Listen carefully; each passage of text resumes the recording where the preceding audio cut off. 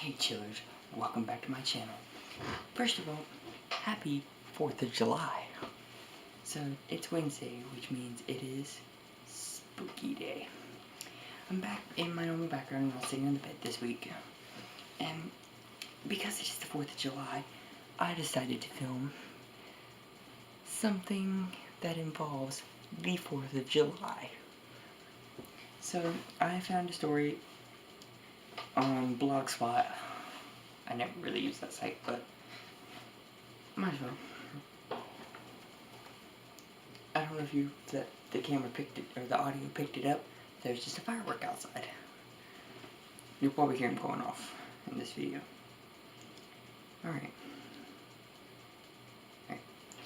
Every year for as long as I can remember, my family consisting of my 6 siblings, my mother, father, my uncle, my grandparents, watched the town fireworks display at our local park in Martinsburg. Wait a minute. Okay, you have 6 siblings, so that's 6 mother, father, uncle, and grandparents. That's a lot of people. Jeez, you got a lot of people. We would always arrive early to claim our favorite spot. Then my mother would bring out an endless supply of food from our picnic baskets. As we sat and ate, my father, the family storyteller, would recount the history of the park to all of us. One at a time. One more time. Not one at a time. Between dramatic pauses and whispered awe, he would state that the exact spot where we sat was used by both Confederate and Union soldiers during the Civil War as a camp, since the park was so close to the Baltimore and Ohio Railroad Depot. He told us a bloody battle had been fought in the park, and that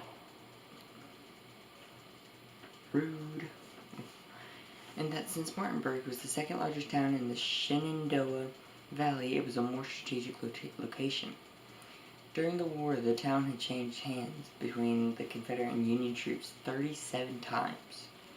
Following our usual routine, my siblings and I got up to explore after we ate, but this year we regretted our decision, for we missed out on a bit of authentic history. My uncle and grandparents stretched out on our blankets waiting for the evening's events to begin. My mother and father proceeded to clean up the leavings from our outdoor feast. The breeze changed direction, and my father noticed an awful smell. He glanced in the direction from where this odor originated. He saw a strange boy, a teenager, leaning against a nearby tree. The odor became stronger. I cannot talk at all. If you've never noticed, I cannot speak. And my grandfather sat up and watched the teen along with my father. My mother spoke up. "What is that smell?" My father looked over at her. "It reminds me of rotten garbage." My grandfather nodded and chimed in, It is either horse sweat or rancid meat." Dang.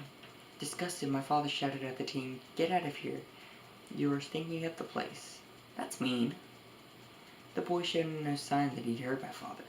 "That's still really mean." My mother rushed off, announcing she intended to get help. When she returned minutes later with the police officer, she pointed towards the tree, but she realized the boy was no longer there. She looked down at my uncle, my grandparents, and my father, and realized they were being uncharacteristically silent. My grandfather spoke to no one in particular.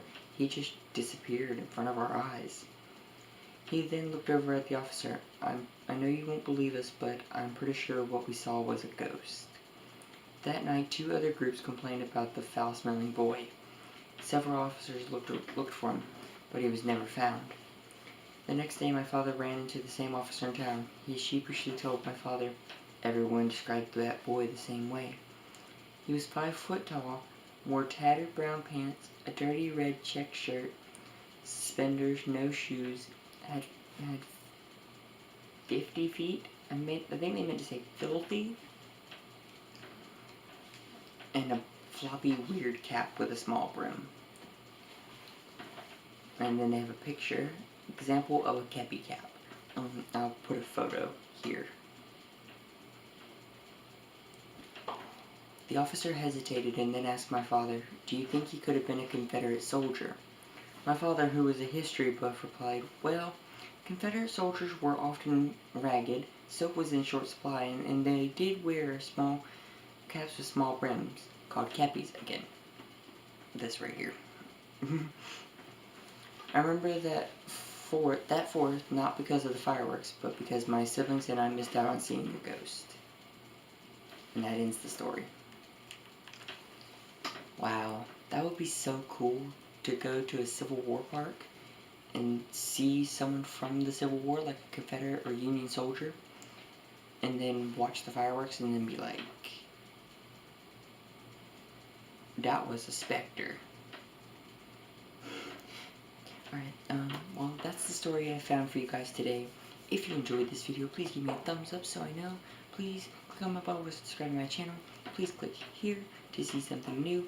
And please click here to see my last video. And I will see you guys on Friday. Peace out, chillers.